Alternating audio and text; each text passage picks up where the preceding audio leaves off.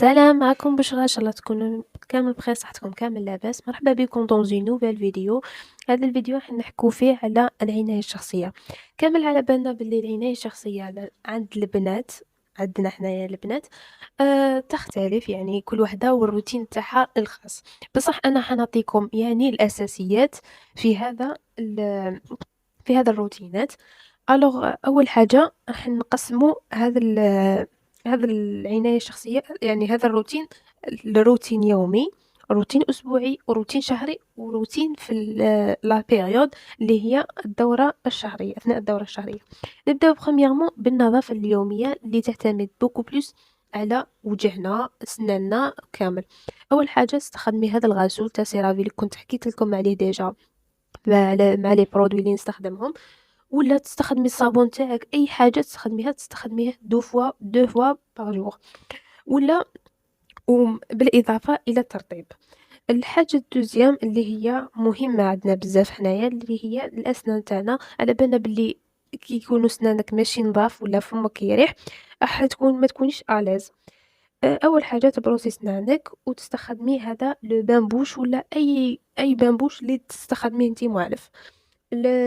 ثاني كاين عندنا العباد اللي عندهم مشكلة تاع رائحة الفم.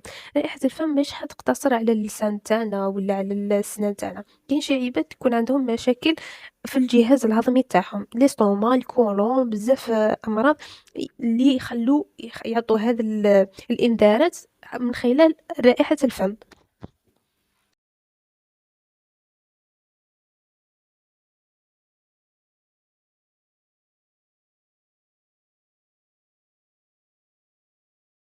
كما قلت لكم من خلال رائحة الفم. حبيباتي، من الافضل انه تستخدموا لي تيزان للعباد اللي عندهم هذا الاشكال. تما اذا لقيتي باللي انت تبروسي سنانك تنظفيهم كامل، بصح ما تروحش ديك الريحه، يعني مع الوقت تواسي وتشوفي باللي راهي مديرونجيه بزاف، ماشي زعما تاع ديك الريحه اللي عاديه.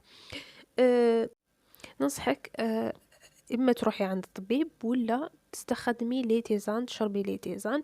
ولا كنصيحة يعني، ديري زيت زيتون جوزي على فمك، يعني على سنانك ولسانك وكامل. واذا قدرتي شربي غير فتيتة، على بالنا بلي زيت زيتون يواسي ويجري الكرش حاشاكم. الوغ تما ايفيتي تكثري منه. دركا نجوزو للاستحمام. على بالنا باللي كامل كل واحد والظروف تاعو. كاين شي عباد اللي يقدروا يدوشوا يوميا، هي من الافضل انك تدوشي يوميا، ماشي داك الدوش العميق، بصح الدوش يعني تاع تنحي به الريحه ولا الاخر داك التعب وكامل. بصح اذا ما كانش عندك هذاك متوفر، ولا كان عندك ظروف، تقدري ديري تشليله خفيفه، يعني في المناطق اللي تفرز رائحه. هذا الآخر مش كيبان يقول لك بلي لازم ندوش، ولا لا لا، حاجة خفيفة وتستخدمي كيما نقولوا هذا صابون، تحكمي صابون، تغسلي لي زاسال تاوعك، تنظفيهم بيان. تستخدمي ثاني كينا لو ستيك بيان سور. فوالا لي ستيك تنقي البلاصة هذيك ودير لها ستيك. وهذا مكان ماهيش حاجة كبيرة زعما اللي تواسيه. وثاني كينا على بالنا بلي ثاني كينا المناطق الحساسة ثاني يفرزوا روائح. نفس الشيء تستخدميه معها، تغسلي وديري ترطبي ديك المنطقة بيان سور، تسحق ترطيب. وثاني كينا تعطريها. فوالا كما كتشوفوا هنايا كما تعرفوا كامل عندنا روائح، سوا في مور الودنينا، باسكو كاين بزاف عباد اللي يتغاضاو على هادو الصوالح. هي تشليله خفيفه، تحكمي تغسلي بصابون، ديري ستيك، تنقي روحك هكا، تفحفحي روحك. باسكو علاه كل واحد يعني الطبيعه تاع الجسم تاعو، كاين اللي يتعرقوا بزاف، كاين اللي الواسو. تما هذيك شغل باش تيفيتي كامل صوالح. غسلي بصابون، هذا يكون البري تاعو شحال زعما ماكسيموم ما يديباسيش 2000، فهمتوني؟ وهي واسي راكي نقيتي. كيما نعرفوا حنايا باش نعطروا لي زيسال تاعنا نستخدموا ستيك. في عوض ما تستخدمي ستيك هذه، باسكو ما امبوسيبل تستخدمي ستيك في منطقه حساسه كيما هكاك، ديري زيت الورد، زيت الليمون، زيت اللافندر، اي زيت تكون عنده ريحه شابه. وزيت جونسون اي زيت يكون متوفر عندك، وميم طون راكي تشوفي باللي هذا الزيت راح يرطب لك البلاصه، يدير لك الريحه، وميم طون يبيضها، كيما زيت الليمون زيت الورد حين يبيض لك المنطقه. نجوزو ثاني كينا الامر الثالث اللي هو لي بروتيج ولا لي سوفيتمون تاعنا. لي سوفيتمون على بالك باللي لازم تبدليهم شاك فوا باش تيفيتي تبدليهم دائما. عندك هذوك لي بروتيج تستخدميهم، و ميم طون لازم تحافظي على الجفاف تاع ديك البلاصه، ماشي تكون جافه بصح الرطوبه ما تكونش كاينه. الوغ تستخدمي هذو لي بابيجينيك، هادو زوج صوالح اساسيين في النظافه الشخصيه. وعلى بالنا باللي هذيك البلاصه حتنشف واحد كيما نقول لك، يعني كيما تروح تقلل الرطوبه راح يكون جفاف. الوغ استخدمي اي مرطب كيما هذا سودو كريم انا نستخدمه، يبيض ويرطب او ميم طون. البنات يعني مانيش نشكر لكم فيه على باطل، يعني بزاف هايل اللي وسي فغي يرطب ويبيض. فوالا نجوزو دوكا للنظافه الاسبوعيه. النظافة الأسبوعية واش تستحق أنك تديري تحميم الله، ديري فيها تنظيف عميق اللي يكون فيها الكوماج، لي ماسك، زيوت للشعر، تايبيلي الكور تاعك، هكاك شغل تفحفحي روحك على زنقة عشرة كما يقولوا. الله الله.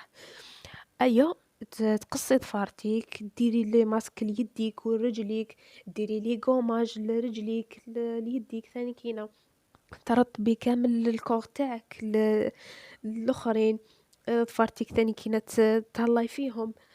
تقشري شواربك، تعطري الكور تاعك من كرارك، يعني تعطري روحك، تحكمي مسك الطهارة. الله الله. شويه الاخر وتجوزي على لحمك كامل. الله الله تولي ما شاء الله تبارك الله كيما يقولوا، تولي زويونه زويونه. الوغ هذه هي لازم شغل تحافظي على هذيك لا فريشور زعما، يعني في طول الاسبوع انت راكي تهلاي في روحك. ثاني كينا تكملي السمانه هذيك، ثاني كينا في نهايه الاسبوع تزيد تكملي الحاجه الاساسيه. فوالا نجوزو دوكا للنظافه الشهريه. النظافه الشهريه لازم لها شويه دراهمات. لازم بريميرمون يكون عندك دراهم، راني نهضر مع البنات اللي عندهم شغل سالير، يكون لازم تخصصي اون صوم تعاوني زعما تعاونك باش تشري الروايح، تشري الاخرين. انا نعطيكم صوالح خفاف تشروهم. عندك تشري الخزامة، الحنة، الصابون البلدي، النيلة الزرقاء، هادو تدي ساميل ساميل ساميل من كل حاجة.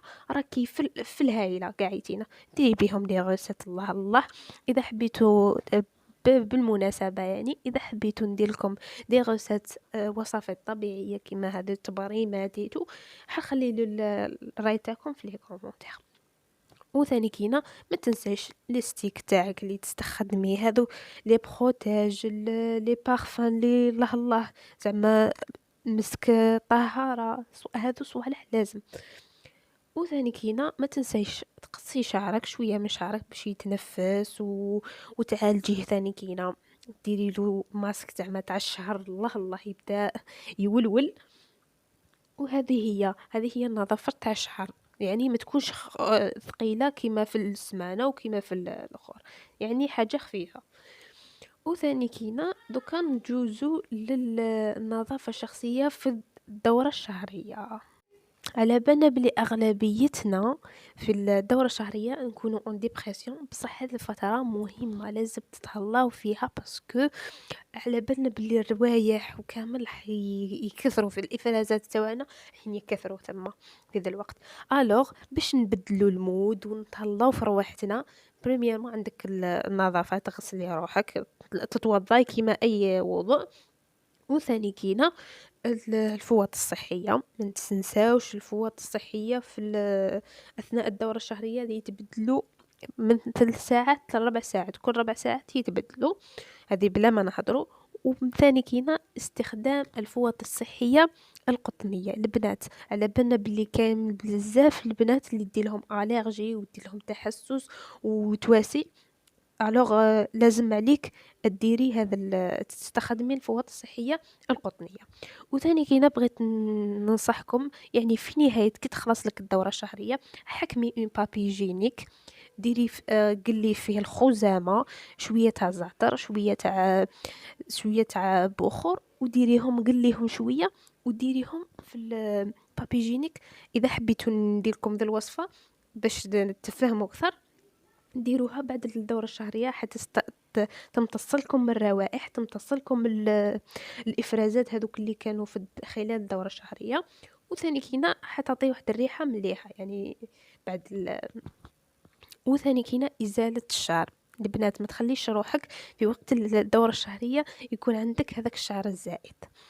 الوغ البنات حبيباتي، بغيت نقول لكم ان شاء الله تكونوا استفدتوا يا لو كان بالقليله، وتكون شغل هذا الفيديو شامله يعني من كل النواحي. انا توجور نبغي نشمل كامل الصوالح في فيديو واحد باش تستفادوا فيه، يعني ما تضليش تحوسي هاك وهاك. الوغ ما تنساونيش بجام وكومنتير و تخلوا لي رايكم في التعليقات، تكون شغل يعني رايكم بصراحة في التعليقات. وإذا حبيتوا فيديو واحد آخر ما تنساوش تكتبوا. سلام.